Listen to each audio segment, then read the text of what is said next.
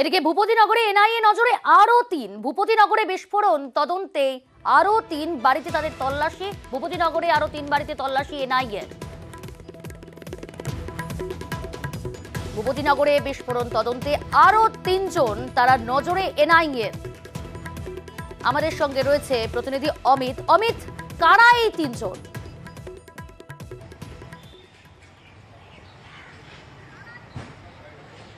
দেখো, এনআইএ সূত্রে দাবি করা হচ্ছে গতকাল ৫টি জায়গাতে তাদের তরফে তল্লাশি অভিযান চালানো হয়েছিল। মনোব্রত এবং বলাইকে গ্রেপ্তার করা হলেও বাকি আরো ৩টি জায়গায় তল্লাশি চালানো হয়েছিল। তারা হলেন সুবীর মাইতি, নবকুমার পান্ডা, মানব কুমার পড়ুয়া। এই ৩ জনই কিন্তু তৃণমূল নেতা এলাকার, এমনটা কিন্তু জানা যাচ্ছে। এবং তাদের ৩ জনের বাড়িতে এনআইএর তরফে তল্লাশি অভিযান চালানো হয়েছে এবং এনআইএ দাবি করছে এই তল্লাশি অভিযান চালানোর সময় তারা কিন্তু বাড়িতে ছিলেন না। অন্যদিকে ৩ জনকেও কিন্তু আগে দুবার নোটিশ পাঠানো হয়েছিল এবং তাদেরকে তলব করা হয়েছিল এনআইএ দপ্তরে। তাদেরকে জিজ্ঞাসাবাদ করতে চাইছে এনআইএ ভূপতিনগর বিস্ফোরণ কাণ্ডে। যদিও তারা হাজিরা এড়িয়েছেন এবং গতকাল যে ৫টি জায়গায় তল্লাশি অভিযান চালানো হয়েছিল সেই 5টি জায়গার মধ্যে কিন্তু 3 জনের বাড়ি রয়েছে এবং এদের বাড়ি থেকে বেশ কিছু ডকুমেন্টস কিন্তু বাজেয়াপ্ত করা হয়েছে এনআইএ তরফে দাবি করা হচ্ছে। অন্যদিকে কালকে শুধু তল্লাশি অভিযান চালানো হয়েছে এমনটা নয়, এই ৩ জনকে আবারও নোটিশ পাঠানো হয়েছে এবং আগামীকাল বেলা 11টার সময় নিউ টাউনে এনআইএ দপ্তরে 3 জনকে ডেকে পাঠানো হয়েছে এবং 3 জনকে আসতে বলা হয়েছে। কারণ তারা এনআইএ চাইছে যে এই যে বিস্ফোরণ কাণ্ডে তারা যে তদন্ত করছে কলকাতা হাইকোর্টের নির্দেশে, এই 3 জনের স্টেটমেন্ট তারা রেকর্ড করতে চাইছেন। কারণ এদের এই ৩ জনের কি কোনো রাজনৈতিক পরিচয় রয়েছে অমিত? 3 জন মারা গিয়েছিলেন বিস্ফোরণে, তাদের সঙ্গে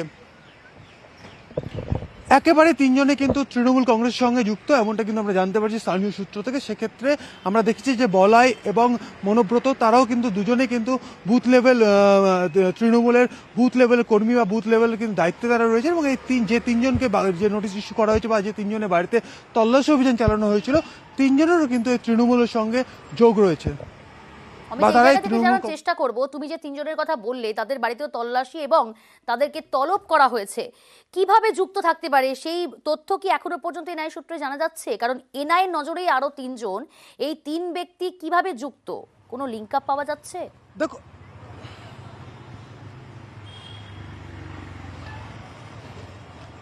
এনআইএর তরফে যে দাবি করা হচ্ছে বা তারা গতকাল কোর্টেও যেটা দাবি করেছিলেন যে এই বিস্ফোরণ কাণ্ডে এখনো পর্যন্ত তদন্ত করতে গিয়ে বেশ কয়েকজনের কিন্তু যোগসূত্র তারা পেয়েছেন। তাদের মধ্যে গতকাল 2 জনকে গ্রেপ্তার করা হয়েছে, বলাই এবং মনোব্রত, যারা সরাসরি বিস্ফোরক তৈরি করতেন এমনটা কিন্তু দাবি করা হচ্ছে বা তারা কিন্তু অভিযোগ করছেন এবং আদালতের কাছেও সেই বিষয়টি কিন্তু উল্লেখ করছেন।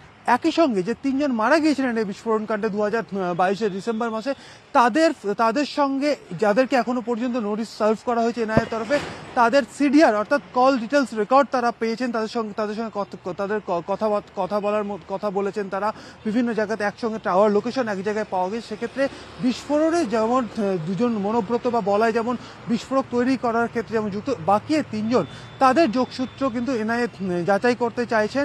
কারণ অনেক কনসাইনমেন্ট কোথা থেকে আসতো বা সেই কনসাইনমেন্ট কোথায় চলে যেত বা সেখানে কি ধরনের যদি বাজি কারখানা হয়ে থাকে তাহলে কি ধরনের বাজি তৈরি হতো, এই সমস্ত বিষয় কিন্তু এখন পর্যন্ত তদন্ত করে দেখতে চাইছে এনআইএ কর্তারা। কারণ রাজ্য পুলিশের তরফে কিন্তু এক্সপ্লোসিভ অ্যাক্টে কিন্তু চার্জশিট দেওয়া হয়েছিল এবং পরবর্তীকালে কলকাতা হাইকোর্টের নির্দেশে কিন্তু তদন্তভার বেশ কিছু সূত্র পেয়েছেন তারা, সেই সূত্র ধরেই এবার তলব করা হলো আরো 3 জনকে।